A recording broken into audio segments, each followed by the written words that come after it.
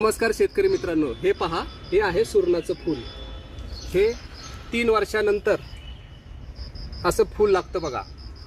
आणि ह्या फुलाची पाकळ्यांची आणि सुरणाच्या जमिनीतल्या कंदाची भाजी केली जाते। आणि ही मूळव्याधासाठी आणि आयुर्वेदिक दृष्ट्या खूप औषधी भाजी आहे। सुरणाच्या फुलांची भाजी करताना ह्या पाकळ्या, हा भाग आणि हा पिवळा भाग याची भाजी केली जाते। मात्र हे खाली जे दिसतंय तुम्हाला, हा भाग दिसतोय खालचा, तर तो भाजीत टाकला जात नाही। त्यांनी भाजी कडवट लागते। ते खालचं कणीच असतं आणि त्यातून तो उग्र वास येतो ह्या खालच्या भागातून।